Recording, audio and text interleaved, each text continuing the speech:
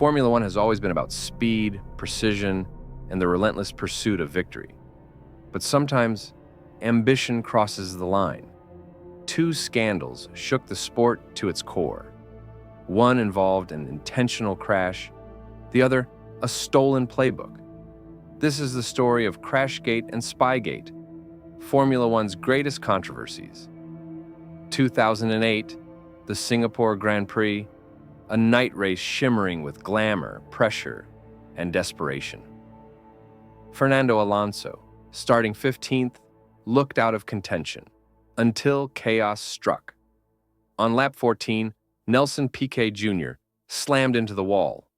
The safety car was deployed, the field bunched up, and Alonso, he'd already pitted. The stars aligned. He soared into the lead and went on to win. But this wasn't luck. It was scripted. A year later, Piquet Jr., dumped from the team, blew the whistle. He revealed Renault bosses Flavio Briatore and Pat Simons had instructed him to crash on purpose. The fallout? Briatore, banned for life. Simons, suspended for multiple seasons. Renault handed a 2-year suspended ban. Alonso denied any involvement. Some believed him. Others weren't so sure. Fast forward to 2023. Felipe Massa, runner-up in 2008, filed a lawsuit. Crashgate didn't just fix a race. It may have changed a championship and left a permanent question mark. Should history be rewritten?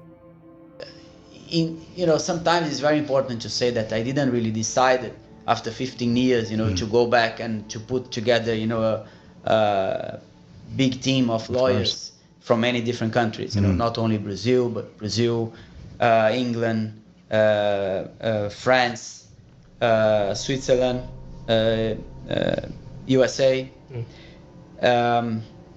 work and to understand if after 15 years, for sure everything came out after Bernie's interview. So, because it's not fair. It's not fair for the sport, and it's not fair that maybe you lose a championship because of a manipulation race. We have some new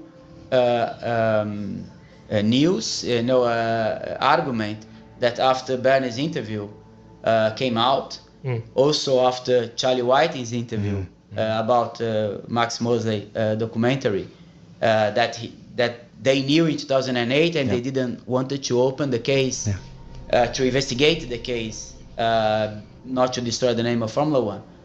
So it was really hard and it was really serious and it was not fair for me, because at the end, I was the one that lost more compared to any other driver. So any other people that it was, in that championship, that create that, that manipulation. Of course. So if you see,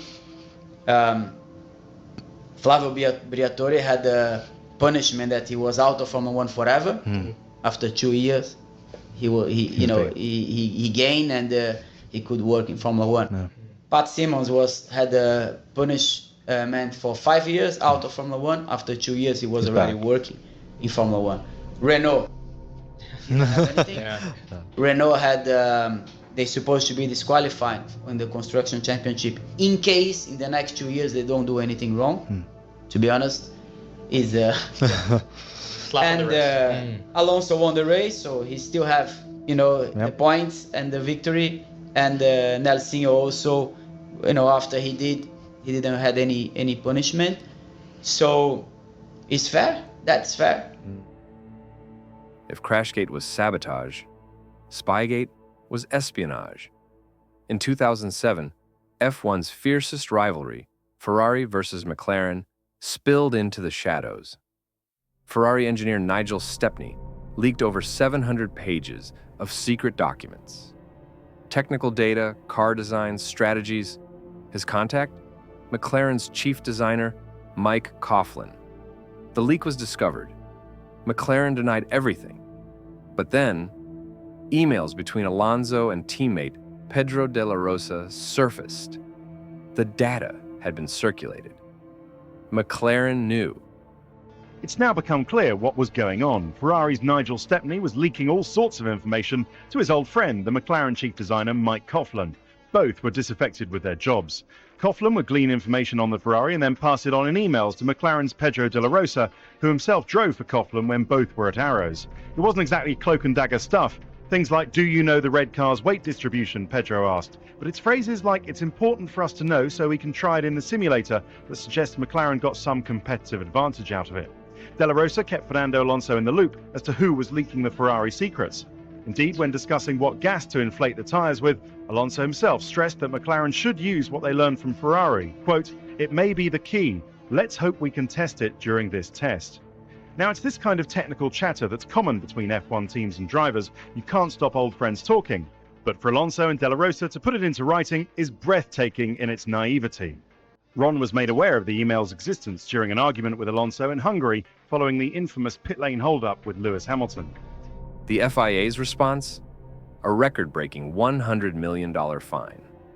McLaren expelled from the Constructors' Championship. Team principal Ron Dennis, once a titan of the sport, stepped down soon after.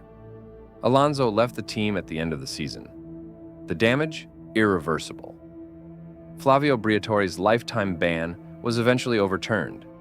He's still around motorsport and still as controversial as ever. Pat Simons returned to the paddock, a survivor of scandal, quietly rebuilding his legacy. Nelson Piquet Jr.? His Formula One career ended, but he found new ground, racing in Formula E and stock cars. Ron Dennis left the sport entirely, turning his focus to business ventures. And Fernando Alonso, at the center of both scandals, remains on the grid, still racing, still dividing opinion. Crashgate and Spygate weren't just two isolated incidents. They exposed the thin ethical line Formula One walks every season. A sport worth billions, a title worth everything. And in the shadows, desperation can be weaponized. Justice was served, but was it complete?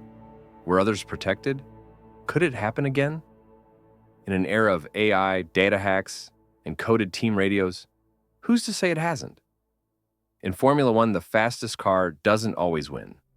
Sometimes the sharpest mind, or the most cunning team, crosses the finish line first, and sometimes they get away with it.